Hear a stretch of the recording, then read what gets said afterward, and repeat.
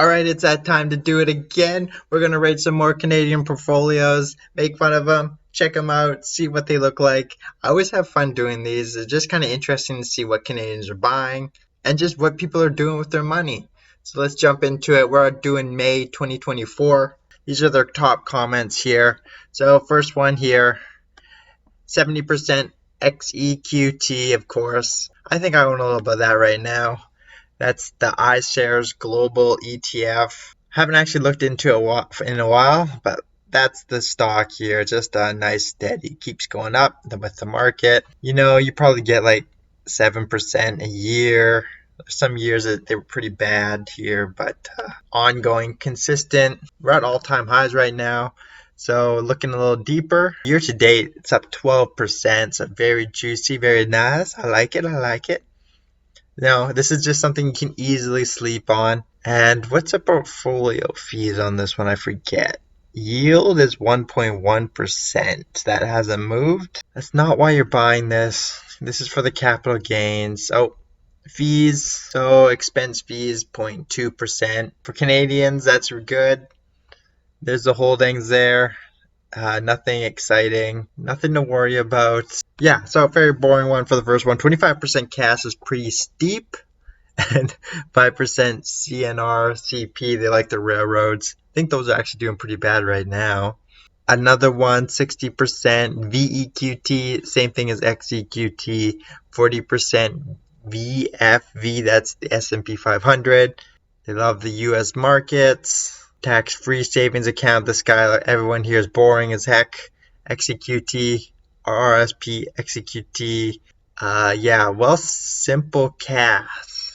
I think they pay a pretty juicy, so this is Wealthsimple Cash. I think they pay a pretty juicy, 4%, 4.5% if you have a lot of money with them, and 5% if you have more money. So this is a good little savings account. Just super easy to do. That just comes with it. So 4% savings account right there. Okay, here's some degenerate 60% Bitcoin. I actually think I like this one. Let's see where Bitcoin prices are. So this is Bitcoin price. We're at some all-time highs here. It's kind of slumped down a little bit these last month, couple weeks. But look at that chart, like juicy chart. It looks like it's ready to take another step up. I like it. You might want to have a stop loss because these things crash hard. It pops up and these things can crash. But right now it's at a good spot here. Stays over 60,000. I think you can everyone's looking for 100,000. So it usually does the opposite of what people think. So it could drop back down. But for now, it's looking pretty steady. 60% Bitcoin, 30% uranium. This one I don't see Canadians talking a lot about, but check out this one. This is the top uranium stock in the world, not even Canada. This is like one of the best of the best. And look at this stock. Boom, last 4 or 5 years, just straight up. This is a great energy play. We need to build more uranium power plants. This is how we're going to get our power for the future.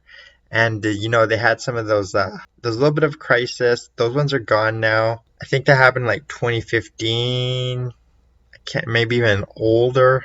That tsunami in Japan that hit the power plant there. No countries were building any of these for about 10 years. Now it's starting to come back. So this one's a great energy play. Maybe even a great AI play.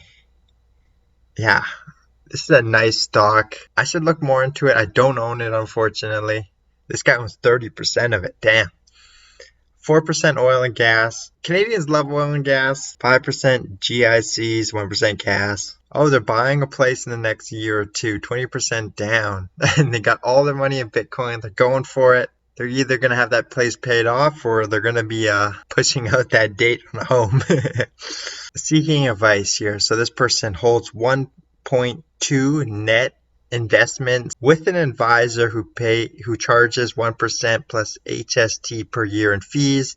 Breakdown: 1,250,000 non-registered, 300,000 in the RRSP, put 100,000 in a tax-free savings account with margin of negative 450,000. So I think they borrowed some investments here to get a little leverage.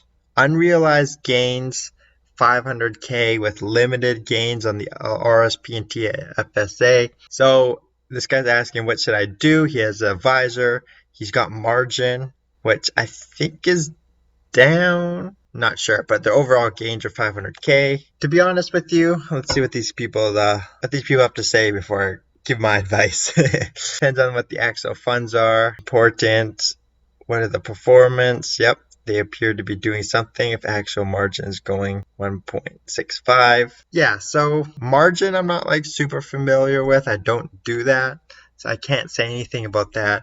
I don't use an advisor, but I have heard the one good thing about having advisors is they give you free tax advice, free counseling. So I assume that's probably included in this 1%. If not, then that's pretty bad. And you might even be able to negotiate this with this fee down. If you can negotiate down maybe into 0.5%. Plus, they're doing taxes because clearly these guys have lots of money and stuff like that. It's not a terrible price to pay. You know, that would be maybe $5,000 a year. And of course, if you're just terrible with your money, that's just great advice. Sometimes paying 1% if you're always looking at it, always wanting to sell or make moves, paying 1% to keep your hands off sometimes is not bad. But yeah, I bet negotiate that down. See if they're willing to take a cut. Tell them you might just do it yourself, and you'll probably hear from them. The hardest part with advisors, I think they try and become your friend, so it's harder to pull the money out, but you gotta cut that band-aid off sometimes. So hi all, another one. 50K in savings account, which is a bit too much. Looking to invest about 30K of that. Keep the other 20 for emergency. I was thinking ETFs, 30s, single, no kids. Income's 130K a year with a defined benefits plan. Wow, that's nice. Probably a government job. No debit, no financial assets. Their investments are around 380K. 16,000 in the first time home buyers account. 64,000 RSP. I believe this is an ETF growth. 150K in the TFSA. Equity growth. 150,000 non-registered account GIC. So we don't know what to do. I was saving for a house with the ex, but we've split. Alright, this person's got some options. This one's 30 years old. 50K in savings right now. With 150K in their non-registered GIC. Plus you have 16,000 in your tax-free home account. And 30K in cash that you're going to probably invest back into your I assume your tax-free savings account's maxed out and your RSPs are probably pretty close, especially given your income and the fact that you're going to buy. You have about $200,000 down payment right here for a house if they still want to go that way. They want to wait it out a little bit. So honestly, this person's doing like super good in life right now. Maybe put some in your RSP since you've got such a high income, but you have a defined benefits plan. I wouldn't focus too much on this. Yeah, so they're kind of still in this breakup mood here. I don't think there's anything bad with what they're doing right now. Holding off a little bit till they figure out what they want to do with work and where they want to live. And if they even want that job. So overall, I think this is pretty good. Nothing wrong with that one. Yeah, you can invest the 30K in a GIC or something. 50K savings. Where's that Wealthsimple thing right here? 4% right here. Oh, this guy's got 100,000, 4.5%. Use a Wealthsimple cash account, I guess. Okay, keep going down. 25 years old, started investing just this year in January, so about 6 months ago. 24K left in my TFSA contribution room. What is Mag 7? So from online, Mag 7 seems to be just Alphabet, Amazon, Apple, Meta, Microsoft, Nvidia, and Tesla. So the big 7. Okay. Had to look that one up. Currently considering raising the investment into strictly XEQT, 75%. You know what? Those are the big gains are coming from the Mag 7. So if you're a little risk adverse, you can do that one. XEQT is just something that people just do because it's nice and easy and it's diversified. If you want more risk, maybe more rewards, you can go for Mag 7, I guess. All right, this guy's TFSA. 59% BMT 104. What is that? Okay, BMT 104 looks like a BMO savings account. Yeah, it's a BMO savings account. What does this even pay? High interest savings account. Anytime you can't get the interest rate pretty quickly, I don't know what to say. It doesn't really say here. Commissions. Annual rate of 0.25% for a savings account. Ouch, that's pretty steep for a savings account. Minimum investments. I assume the saving rate kind of fluctuates. I can't see it being that good. Okay, we're on BMO's site. Now let's see what the saving rate pays. I assume they probably got some promotional rate at 5.5%, and then it probably drops down pretty fast. That's probably why they jumped on it. Man, when you have to look this hard for the savings rate, it's probably not good. They tell you the promotional rate, 5.5% is good.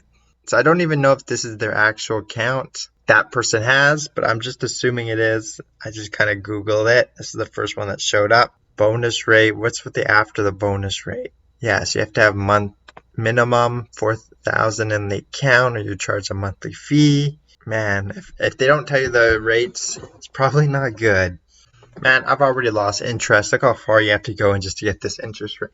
I'm guessing it's probably like 1%. It's a big bank. High interest. They're giving you a big starter fee, 5.5%. I bet it drops down to like 1% after. I'm not even going to look all through all this crap. I'm not even interested if you can't tell me it right away. So yeah, 59% in that. That's bullshit. I can't find anything on it. ZSP, what is that? Okay, ZSP is the BMO S&P 500 Index ETF. Expense ratio 0.09% for something like this is pretty standard, I believe. There's decent volume here. Yeah, so this one's good. I like the ZSP and 7% CP. So yeah, these BMO ones, I couldn't even find the interest rate on them. I don't know if they're hard to, if they're hiding it, it's not good. I dumped those, even though I don't know what the interest rates are. I don't know what you're doing with your money though, so maybe if you just need it really quickly, maybe it's not a bad place to be. This is like the Karama portfolio right here for me. 92% on Amazon. This guy loves Bezos. He's got to be following him around, seeing what he's up to. There's the king.